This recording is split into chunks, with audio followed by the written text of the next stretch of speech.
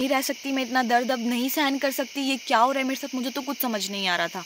मन मर्जी से कुछ नहीं किया, आप लोग ये मत सोचना कि मैं अपने मन मर्जी से सब कुछ किया, पर ऐसा नहीं था। मैंने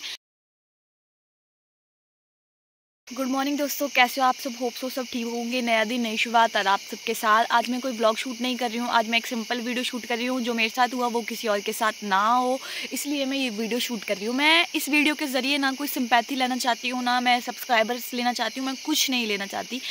बस मेरी इस वीडियो बनाने का मोटिव सिंपल सा इतना ही है कि मतलब जो मेरे साथ हुआ ना, मैंने जो चीज़ फील की वो बेचारा कोई और ना करे, चाहे वो कोई बच्चा है या फिर कोई बुज़ुर्ग है ना। तो मेरा मोटिव ये है इस वीडियो को बनाने से। तो ये बात है 2021 की। मुझे फ़र्स्ट टाइम लिगामेंट इंजरी हुई थी और मैंने जहाँ मैं रहती थी हमीरपुर में, वहाँ पे मैंने कंसल्ट करवाया है कि मुझे ऐसी ऐसी प्रॉब्लम हो रही है और मतलब मैं चल रही हूँ तो स्वेलिंग आ रही है और मुझे पेन वगैरह कुछ नहीं है। तो उन्होंने बोला एक्सरेज़ वगैरह करवाओ। हमने एक्सरेज़ वगैरह करवाए। एक्सरेज़ में कुछ उन्होंने बोला कि एक बार एमआरआई आप करवा के देखो, शायद उसमें कुछ आ जाए। हम लोगों ने एमआरआई करवाया, ठीक है। तो उसमें आया कि लिगामेंट इंजरी हुई है और इसका जो है ऑपरेशन करवाना पड़ेगा। एक छोटी बात नहीं थी कि ऑपरेशन करवाना पड़ेगा। और मैं एक स्पोर्ट्स गर्ल हूँ, मेरी जो गेम्स थी वो रेसलिंग और कबड्डी थी बोलना पड़ रहा है क्योंकि वो चीज़ें तो बीत चुकी हैं, वैसा कुछ रहा नहीं। लोगों ने सोचा फिर कहीं और पूछते हैं, अब तो ऐसी प्रॉब्लम आ गई है। फिर हम लोग अलग अलग हॉस्पिटल्स में गए, हमने उधर पूछा कि बिना ऑपरेशन के कुछ लिगामेंट इंजरी ठीक हो सकती है। बोला है कि नहीं, ACL PCL दोनों टीयर हुए हैं तो इसका तो ऑपरेशन या इसकी तो सर्जरी करवानी ही पड़ेगी। फिर ये सुनकर तो बहुत बुरा लगा। और ख़ासकर तो एक स्पोर्ट्स पर्सन के लिए ये चीज़ें इतनी आसान नहीं होती क्योंकि उनका पूरा फ्यूचर जो है वो स्पॉइल हो जाता है। पर ऐसा नहीं था, मतलब कि बहुत सारे स्पोर्ट्स पर्सन की भी लिगामेंट इंजरी हुई है, पर जो मेरे साथ हुआ, आपको वीडियो को स्किप मत करना। बहुत सारे ऐसे लोग होंगे जिनके रिलेटिव्स में ये चीज़ है, जिसके बच्चों को ये चीज़ है, जिसके फैमिलीज़ में कोई चीज़ है, मतलब ये प्रॉब्लम है। तो प्लीज़ एक बार वो करना, इस चीज़ के बारे में सोचना। तो हुआ कि ऑपरेशन, हमने पूछा इसका ऑपरेशन कहाँ करवाना पड़ेगा, क्या चीज़ रहेगी क्या नहीं रहेगी। इन्होंने बोला इसका ऑपरेशन जो है वो चंडीगढ़ में या दिल्ली में होगा और हिमाचल प्रदेश में इसका कोई भी लिगामेंट इंजरी का कोई ऐसा हॉस्पिटल नहीं है जहाँ होगा। मुझे गवर्नमेंट हॉस्पिटल से ये लिख कर दिया गया, मुझे गवर्नमेंट हॉस्पिटल से रेफ़र किया गया। हम लोग कुछ महीने तक यही और डॉक्टर से कंसल्ट करते रहे कि बिना ऑपरेशन ठीक हो जाएगा तो अच्छी बात है। फिर उसके बाद हम लोग जो है वो चंडीगढ़ चले गए। इन द एंड जब कुछ बचा ही नहीं तो हम लोगों को चंडीगढ़ जाना पड़ा। फिर हमारे साथ क्या हुआ, हम लोग चंडीगढ़ गए, वहाँ पे हम लोग PGI गए। हम लोग 1 बार गए, हम लोग 2 बार गए, हम लोग 3 बार गए। यार वो मतलब कोई रिस्पॉन्स ही नहीं मिल रहा था। आ जाओ, कल आओ, हफ्ते बाद आओ, महीने बाद, और इतनी दूर से ट्रैवल करके वहाँ जाना हमारे बस के तो बाहर। और फिर उसके बाद क्या हुआ, हम लोगों ने फिर कंसल्ट किया, हम लोग फिर परेशान हो गए। तो हमें पता चला कि 32 सेक्टर में एक मेडिकल कॉलेज है जो PGI की, जिसको बोलते हैं एक छोटी ब्रांच, मतलब कि जो ज़्यादा सीरियस केस नहीं होते वो वहाँ जाते हैं, वहाँ से PGI रेफ़र किया जाता है, ऐसा कुछ हमें बताया गया है ना। तो फिर हम लोग ठीक है, हम लोगों ने उनकी बातों में आ गए कि हाँ चलो ऐसा होता होगा। हम लोग, उन्होंने बोला एक बार आप वहाँ जाओ, वहाँ पे कंसर्न कर लो, अगर कुछ ठीक होता है तो। और वही बात है ना कि जब मजबूरी होती है तो इंसान बहुत हद तक नीचे गिर जाता है। तो वही चीज़ हमारे साथ हो रही थी। फिर इन द एंड हमारे पास कोई ऑप्शन नहीं बचा। हम लोग, आप लोग सोच रहे होंगे कि हम लोग प्राइवेट हॉस्पिटल्स में क्यों नहीं गए। मैं डीपली तो नहीं जाना चाहूँगी, पर थोड़ा सा बोलते हैं ना कि मिडिल क्लास फैमिलीज़ के लिए इतना खर्चा उठाना 2-2.5 लाख रुपए का पॉसिबल नहीं होता इतनी जल्दी और इतनी आसानी से। तो वही सेम चीज़ हो रही थी। फिर उसके बाद हम लोग, हमारे पास ऑप्शन वही बचा गवर्नमेंट हॉस्पिटल 32 सेक्टर, क्योंकि PGI वाले तो कोई रिस्पांस दे ही नहीं रहे थे। फिर उसके बाद क्या सीन हुआ, हम लोग गए, वहाँ गए। उन्होंने बोला कि ये तो लिगामेंट इंजरी हुई है, इनका ACL PCL जो सारे डॉक्टर्स बोलते थे वही सेम चीज़ उन्होंने बोली वहाँ पे। हमने बोला फिर हमें डेट वगैरह दे दो ऑपरेशन की। उन्होंने बोला ठीक है। उन्होंने मेरे को डेट लेके दे दी और उन्होंने मेरे को सैटरडे को बोला कि आप सैटरडे को आना, हम आपको एडमिट कर देंगे, फिर हम आपका 1-2 दिन में ऑपरेशन कर देंगे। ठीक है। बहुत नर्वसनेस थी और अंदर से मतलब स्ट्रॉन्ग फीलिंग भी थी कि मैं जल्दी ठीक हो जाऊंगी, सब कुछ पहले जैसा हो जाएगा। बोलते हैं ना कि जो चीज़ हुई नहीं होती है ना बंदे के साथ, उसको पता नहीं होता भाई इसके बाद क्या होने वाला है हमारी ज़िंदगी के साथ। तो वही सेम चीज़ मेरे साथ हुआ। तो हम लोग फिर घर आए, फिर सारी बात वगैरह हुई, सब टेंस हो गए थे कि यार ये क्या हो गया, फ्यूचर स्पॉइल हो गया, लड़की की बात है, ये सब मतलब इतने सारे ताने सुनने को मिल रहे थे ना कि मैं आप लोगों को बता नहीं सकती कि मैं कितनी स्ट्रेस्ड हो गई थी इन सब चीज़ों को लेकर। फिर क्या हुआ, फिर उसके बाद हम लोग गए चंडीगढ़ हॉस्पिटल फिर से सैटरडे को। फिर अगले दिन संडे था, संडे के दिन तो ऑपरेशन हो नहीं सकता था, इतने सारे टेस्ट हुए, इतने से यहाँ जाओ वहाँ जाओ, ऐसा करो वैसा करो, हर हॉस्पिटल में होता है, इसमें तो कोई बात ही नहीं है, ठीक है।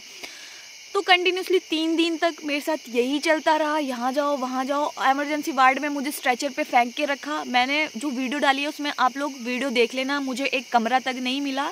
32 सेक्टर मेडिकल कॉलेज, मुझे कमरा तक नहीं मिला। मैंने वहाँ पे फ़ोटो भी खिंचवाया इसी चीज़ को लेने के लिए, क्योंकि बोलते ना प्रूफ ज़रूरी होते हैं ज़िंदगी में। मुझे बाहर एक बेड सा स्ट्रेचर से मिला, साइड में पड़ा हुआ, बोला कि आपको यहीं पे रात गुजारने का ना। उनके 100 झमेले।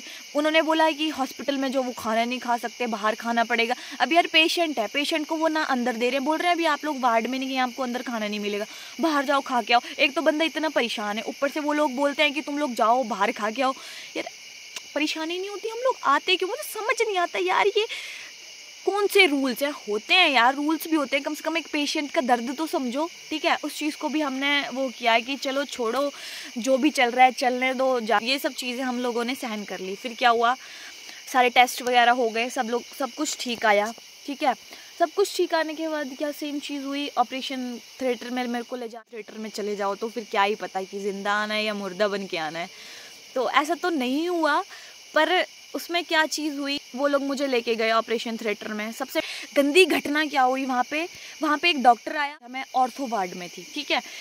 और वो मुझे लगा वो स्टूडेंट था, वो कोई डॉक्टर नहीं था, वो सिविल ड्रेस में था, ठीक है। फिर उसके बाद उसने क्या किया, मेरी जो इंजरी थी वो लेफ्ट नी में थी, उसने मेरी राइट नी शो करवाई हुई थी डॉक्यूमेंट्स में। वहाँ गए हम लोग ऑपरेशन थिएटर में। ऑपरेशन थिएटर में जाने के बाद क्या, सेम एक और स्टूडेंट आता है, वो मेरे को बोलता है कि आपकी कौन सी, आपकी राइट नी की इंजरी हुई है, आपका राइट नी, मेरी लेफ्ट नी की है, ठीक है। और उन्होंने, विश्वास नहीं करोगे, मुझे पता नहीं था भाई ऑपरेशन का ये सिस्टम होता है, क्योंकि दवाई लगाई जाती है पूरे पैरों में और ग्रीन कपड़े से बांधा जाता है। जिनका ऑपरेशन हुआ है ना उनको पता होगी ये चीज़, है ना। उन्होंने मेरी राइट लेग बांध दी, ठीक है, राइट लेग बांध दी उन लोगों ने मेरी कपड़े से।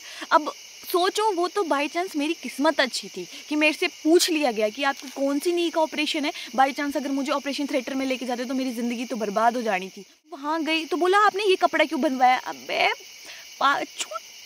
क्या बोलूँ मैं, ठीक है, मुंह से गाली निकलती है जब मैं वो सारी चीज़ें सोचती हूँ ना, तो मुंह से गाली निकलती है, ठीक है। उन्होंने बोला कि ये जो है वो मतलब इस टांग में होना था जिसका ऑपरेशन है ये। मैंने बोला मुझे पता था, मतलब मैं गुस्से से बिहेव करने लगी उन लोगों के साथ। तो फिर उसके बाद मैंने बोला कि देखो, मेरे को पहले भी वार्ड में वहाँ पे पूछा गया वार्ड में, तो मैंने बोला कि मेरी इस नी का है, ठीक है। वहाँ पे भी वो चीज़ लोगों की गलती हुई। उसके बाद जब मैं ऑपरेशन थिएटर में आ रही हूँ उसके बाद भी मेरे से ये चीज़ पूछी जा रही है, ठीक है, ये चीज़ भी हो गई। जब मैं थर्ड टाइम ऑपरेशन थिएटर के अंदर लेके गई, मतलब पहले AC रूम में रखते हैं थोड़ी देर, उसके बाद अंदर लेके जाते हैं, मतलब थोड़ी देर बाहर ही रखते हैं, जो OT रूम होता है, वहाँ लेकर गए मुझे, ठीक है। तो वहाँ पर मेरे साथ क्या चीज़ हुई, वहाँ पे सेम मेरे साथ यही चीज़ हुई। कौन सी लेग का ऑपरेशन है यार, मैं ये बता कर पागल हो चुकी थी कि मेरा लेफ्ट नी का ऑपरेशन है। मतलब समझ नहीं आ रहा था ये लोग बेवकूफ़ थे या क्या सीन था, है ना। तो उसके बाद डॉक्टर आता है, बोलता है, और वो मेरे सामने उसको झाड़ने लगता है। मैंने बोला सर ये मेरे साथ 3 बार हो चुकी है सेम चीज़, है ना, ये हो क्या रहा है मुझे समझ नहीं आ रहा। मैंने उनको इस तरीके से बात करी। उन्होंने बोला कि कुछ नहीं है, ये ना मतलब ऐसे ऐसे अपने बहाने बोलते हैं ना, उनको लगाने एक्सक्यूज़ेस देने लग पड़ेगी, ऐसा वैसा फलाना ढिमकाना, ठीक है। फिर उसके बाद मैं फिर से मेरी जो लेफ्ट नी थी जिसका सर्जरी थी, उसमें जो है वो सेम दवाई लगाई और मतलब कपड़ा बांधा, ठीक है। फिर उसके बाद मेरी सर्जरी शुरू होने से पहले एक इंजेक्शन लगता है रीढ़ की हड्डी में, ठीक है, बैकबोन के एकदम बीचों बीच, एकदम नीचे पॉइंट में जाकर ऑपरेशन लगता है जिससे बंदा सुन्न होता है। मैं एक बार निडल डाली, ठीक है, मैंने सहन किया। उन्होंने मेरे को 2 बार निडल डाली, मैंने सहन किया। उन्होंने मेरे को 3 बार निडल डाली, मैंने सहन किया। यार इतना कोई गंदा बिहेव करता है क्या। और ऊपर से मुझे ब्लेम कर रहे हैं कि तू हिल रही है मेरे सामने, पता है मेरे को ऐसे बिठाया हुआ है, गर्दन नीचे की हुई है ना। अब यार सुई चुभेगी तो इतना सा तो बंदा हिलेगा ही। नेचुरली अगर नहीं भी सोचा होगा तो भी यार बंदा इतना सा तो हिलता ही है। आप लोगों को पता है, एक चींटी भी काट दी तब भी चलो हो ही जाता है ना। तो उसके को कितनी दर्द हो रही थी, मैं हिली। उन्होंने मेरा नाम ले लिया कि हाँ ऐसा वैसा आपकी वजह से हो रहा है ये सब। उन सब चीज़ों को छोड़ो, उन्होंने किया क्या मैं बता नहीं सकती आप लोग। और वो नीडल बार बार जो है वो फिट क्यों नहीं हो रही थी, वो तो मुझे बाद में पता चला कि वो जो थे वो डॉक्टर्स नहीं थे, वो स्टूडेंट्स थे जो सीख रहे थे अभी फ़िलहाल। मेरा ऑपरेशन सुबह मेरे को 7:30 बजे लेके गए। 7:30 बजे लेने के बाद मुझे आधा घंटा जो है वो AC रूम में मैंने बोला वहाँ रखा। उसके बाद 8:15 पर मुझे अंदर लेके गए थे। 8:15 के बाद मुझे 6:30 बजे ऑपरेशन थिएटर से निकाला गया है। और इतनी बड़ी कोई सर्जरी नहीं थी ये, पर वहाँ क्या हो रहा था, मेरे घुटने के साथ खिलवाड़ हो रहा था, मेरी ज़िंदगी के साथ खिलवाड़ हो रहा था। क्यों हो रहा था? वहाँ के जो स्टूडेंट्स हैं वो लोग सीख रहे थे और वो मेरी ज़िंदगी ख़राब कर। कम से कम इतना तो सोच लो यार, मैं बुज़ुर्ग थोड़ी ना हूँ यार, मैं एक बच्चा थी, ठीक है। तुम लोग जो है एक बच्चे के साथ इतना सब कुछ करने लग पड़े यार। हुआ क्या, जैसे मतलब पट्टी वगैरह हटी और मैंने देखा यार 36 स्टिचेस लगे। क्या पूरा वी बनाया हुआ है, पूरी साइड में स्टिचेस लगे हैं, घुटने के अर्ध गर्द स्टिचेस लगे हैं। क्वेश्चंस दिमाग में थे जो मैं खुद से मतलब पूछ रही थी। फिर उसके बाद ऐसा था, पेन इतनी ज़्यादा थी कि मैं आप लोगों को बता नहीं सकती थी। फिर उसके बाद हुआ क्या, उसके बाद ऐसा हुआ कि मेरे को वार्ड में शिफ्ट कर दिया गया। मेरे को 15 दिन रखा गया। उन लोगों नहीं रह सकती मैं, इतना दर्द अब नहीं सहन कर सकती, ये क्या हो रहा है मेरे साथ, मुझे तो कुछ समझ नहीं आ रहा था। फिर उसके बाद ज़बरदस्ती उन लोगों ने एक्सरसाइज करवाया, नहीं कि नहीं कर कर तेरी टांग इतनी मुड़ के रहेगी, नहीं तो मुड़ेगी नहीं, ऐसा नहीं होगा वैसा नहीं होगा। मैं आपको बताऊंगी उस टाइम ना वो चीज़ें मेरे को सच लग रही थी कि हाँ ये चीज़ें सच्ची होंगी। पर मुझे नहीं पता था वो स्टूडेंट्स, फिजियोथेरेपिस्ट भी जो थे वो वहाँ पर जो आए थे वो सिर्फ़ और सिर्फ ट्रेनिंग के लिए आए हुए थे। और इस वजह से मुझे ज़बरदस्ती की जा रही थी क्योंकि उन्हें तो पेशेंट चाहिए, ठीक है। इवन मेरे साथ ही ऐसा नहीं हुआ, और भी ज़्यादा पेशेंट्स हैं, उनमें से तो 2 की डेथ भी हो चुकी है। शॉर्ट वीडियो देखना आप, में उसको पता लग जाएगा। वहाँ कश्मीर से लेके यूपी से लेके जितने बंदे थे मैंने सबसे बात की, मैंने जो हुआ। फिर उसके बाद फिर से 1 दिन रही, उन्होंने बोला ये एक्सरसाइज करो और ठीक है अभी आपको कल छुट्टी मिल जाएगी मैं होंगी। फिर मुझे 14 दिन बाद फिर से आना था स्टिचेस खुलवाने, ठीक है। 14 दिन बाद मैं हॉस्पिटल गई, उसके बाद स्टिचेस खुलवाए। उसके बाद मेरे को 2 दिन एडमिट किया गया। वो मेरा ऑपरेशन जो था वो पक रहा था। फिर से वही सेम चीज़ हुई, उन्होंने छेड़ाछाड़ी की उसके साथ, और उसके बाद मुझे फिर से भेज दिया गया 2 दिन बाद, ठीक है। 2 दिन बाद भेजने के बाद मैं फिर से आई, हमीरपुर आई। फिर डॉक्टर ने बोला था नहीं आप तो चल सकते हो, आप तो आप फिर सकते हो, आप तो जहाँ मर्जी जाना है जाओ, कॉलेज स्टार्टअप करो। उस टाइम मैं फर्स्ट ईयर में थी, लॉकडाउन में आधा मेरा फर्स्ट ईयर जा चुका था, आधा ही बचा हुआ था, ठीक है।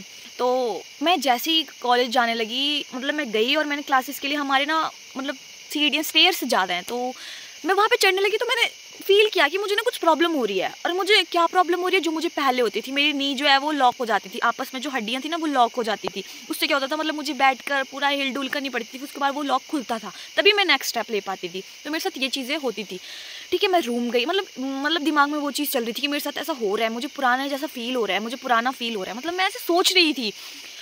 उसके बाद 1 मंथ कंप्लीट हुआ। जैसे ही 2nd मंथ, मतलब मेरे को ऐसा फील होने लगा था कि मेरे को पुरानी प्रॉब्लम हो रही है, ठीक है। मैंने डॉक्टर की कंसल्टेशंस पे, मैंने डॉक्टर से कंसर्न करके हर चीज़ की थी कि मैं कॉलेज ज्वाइन करूं, क्या मैं चल सकती हूँ, मैं ये कर सकती हूँ, मैं वो कर सकती हूँ, मैं सीढ़ियाँ चढ़ सकती हूँ। उसने मुझे सीढ़ियाँ चढ़ना और उतरना भी सिखाया था, कैसे चढ़ना है कैसे उतरना है। उसके ज़रिए भी कुछ नहीं हुआ, ठीक है। तो मैंने अपनी मन मर्जी से कुछ नहीं किया। आप लोग ये मत सोचना कि मैं अपने मन मर्जी से सब कुछ किया, पर ऐसा नहीं था। मैंने डॉक्टर से कंसर्न करके ही वो चीज़ें की थी। तो फिर उसके बाद सेम चीज़ वो मेरे साथ होने लगी कि हाँ, मैं जैसे ही 2 महीने बीते, 2 महीने क्या 1 मंथ बीता और दूसरा लग ही रहा था। उसके बाद ऐसा हुआ कि मैंने सोचा कुछ दिन मुझे फिर रेस्ट करना चाहिए, उसके बाद मैं फिर कॉलेज का ट्राई करूँगी, हो पाएगा। मैंने फिर रेस्ट किया, एक्सरसाइज करती रही, मैंने मतलब घर में रही। मुझे ना अच्छी वाइब्स नहीं आ रही थी कुछ भी, मतलब पहले जैसा कुछ फील ही नहीं हो रहा था कि मतलब कुछ ठीक होगा ये वो। सो मतलब कुछ टाइम तो मुझे ऐसा लगा हो जाएगा। 1 मंथ जब पूरा हुआ ऑपरेशन के बाद, जैसे 14 दिन मैं हॉस्पिटल में थी, 14 दिन बाद हाँ 14 दिन या 15 दिन में हॉस्पिटल में थी, 15 दिन बाद घर पे थी। फिर उसके बाद स्टिचेस खुले, है ना। तो 1 मंथ वैसे कंप्लीट हो गया था और 1 मंथ ऑपरेशन के बाद का कंप्लीट हो गया था, ठीक है, जो मैंने रेस्ट में निकाला था अपने। तो 2 मंथ तो ऐसे ही हो गए थे।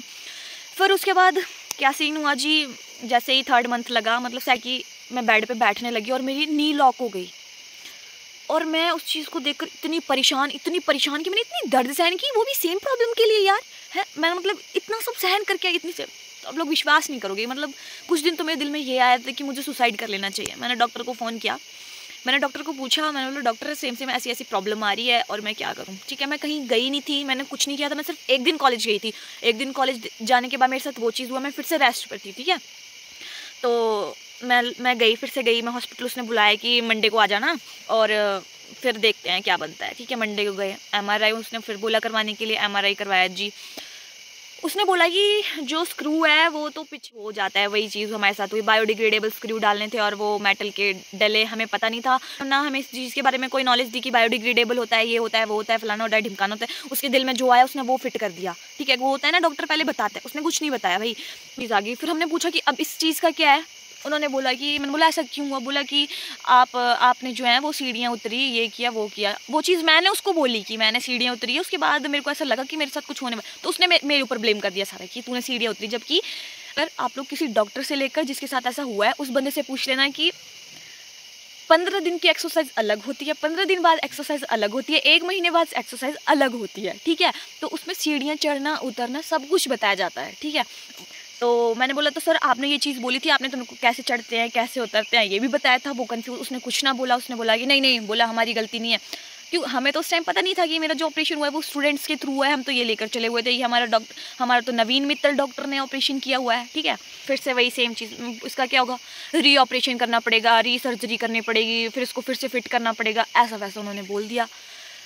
ये सुनकर जो है पैरों तले ज़मीन खिसक गई भाई साहब। ऐसा मन कर रहा था ना कि ऑपरेशन करवाने से अच्छा है खुद को ख़त्म कर लिया जाऊँ, ऐसी ज़िंदगी जीने का फ़ायदा ही क्या। उम्मीदें टूट चुकी थी, सब कुछ ख़त्म हो चुका था, हरेसमेंट हो रही थी, लोगों की चिक चिक हो रही थी, रिश्तेदार घर वाले ये वो सब इतना सुना रहे थे, प्रेशर इतना ज़्यादा हो गया था कि प्रॉब्लम ठीक तो हुई नहीं, री ऑपरेशन के लिए बोल दिया, ठीक है। और सब लोगों ने बोला चलो ठीक है फिर एक बार अटैम्प्ट करवा के देख लें, पर ऐसा फील हो रहा था कि अब तो सब खत्म, अब तो इन दी एंड मेरे पास ऑप्शन है सुसाइड, मेरे पास कोई ऑप्शन नहीं है, ठीक है। तो मेरे साथ क्या हुआ, डॉक्टर ने मुझे रिस्पांस दिया। एक ने तो मेरी पहले ज़िंदगी ख़राब की हुई थी, मेरे को ना एक अच्छी वाइब नहीं आ रही थी, मेरे को अंदर से ऐसा हो रहा था कि यहाँ कुछ गलत है, मेरे साथ कुछ गलत हो रहा है, जिस हिसाब से मुझे ट्रीट। प्रॉब्लम में हो ना तो बंदा बोलने वाला नहीं चाहिए होता है, सुनने वाला चाहिए होता है, जो हमारी सुने। वो कुछ बोले ना बस हमारी सुने, हम जो समझाना अपनी जगह होता है, बोलना अपनी जगह होता है, ठीक है। ऐसा सीन हुआ, मेरे फादर ने मेरे कंधे पे हाथ मारा, बोला कोई बात नहीं बेटा, देखेंगे जो होगा वो देखेंगे। मैं उनको कैसे बताऊं, क्यों मैं रिश्तेदारों के ताने सुन रही हूँ, मैं घर वालों के ताने सुन रही हूँ, मैं अपने फ्यूचर से पीछे हट रही हूँ, मैं ढंग से कॉलेज नहीं जा पा रही, मैं कहीं नहीं जा पा रही, ठीक है। मतलब इतनी फ्रस्ट्रेशन हो गई। जब मेरे पास कोई होप ही नहीं बची तो मैंने सोचा या तो आर या तो पार। अब तो मैं जैसे मर्जी घूमूंगी, जैसे मर्जी चलूंगी, जो मर्जी होगा करूंगी, क्योंकि भाई मैंने रेस्ट करके भी देख लिया था, मैंने डॉक्टर के बोलने पर चल के भी देख लिया था, पर कुछ नहीं। इन दी एंड प्रॉब्लम इतनी बढ़ गई कि पीजीआई से हटा दिया गया। ने क्या बोला, आप एफर्ड करते हो तो मैं आपको हॉस्पिटल का नाम लिख के देता हूँ, वहाँ पे फलाना डॉक्टर है उससे मिल लो।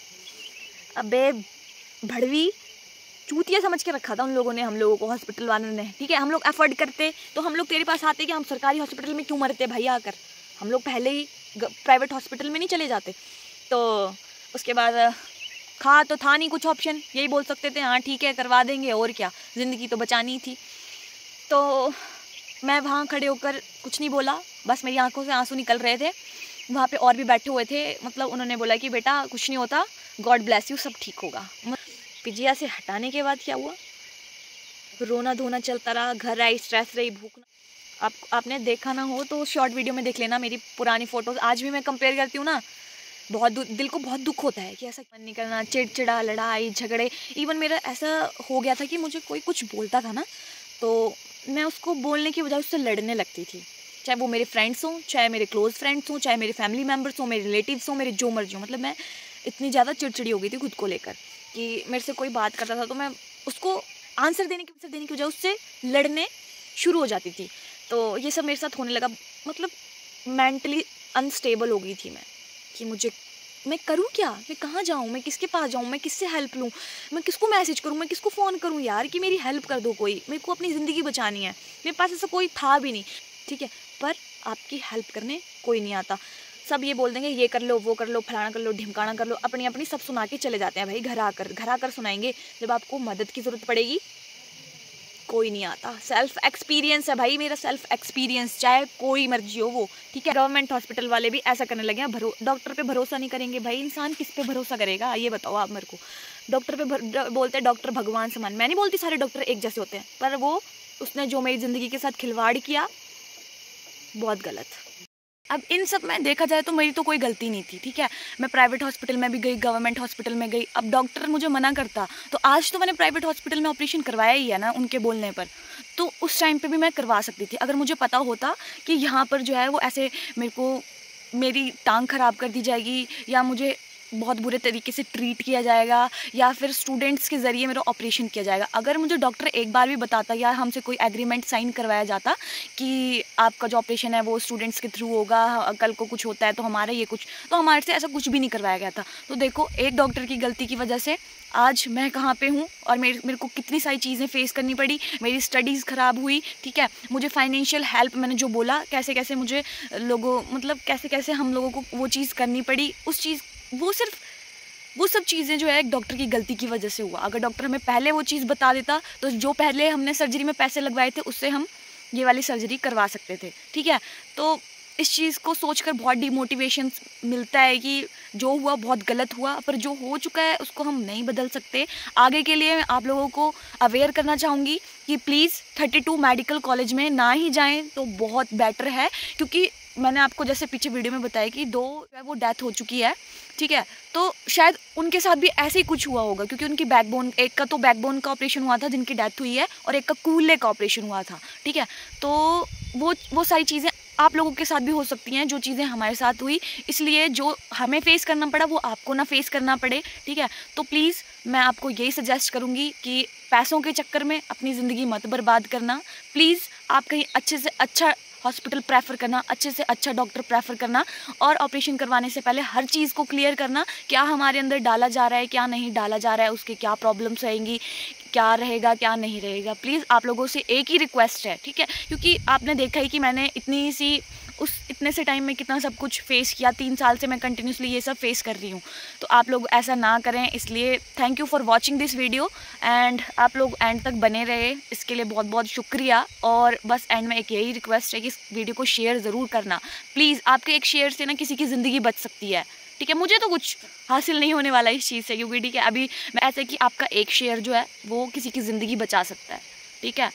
तो थैंक यू, और आपको नेक्स्ट व्लॉग मिलेगा। अब मेरी हेल्थ कैसी है, अब मैं आपको अपनी हेल्थ अपडेट देती रहूँगी, और अब जो है वो सब कुछ ठीक चल रहा है, तो मैं कंटिन्यूटी में व्लॉग्स या फिर शॉर्ट्स वीडियो लाती रहूँगी। तो thanks for watching, love you all, मिलते हैं जल्द नेक्स्ट व्लॉग में।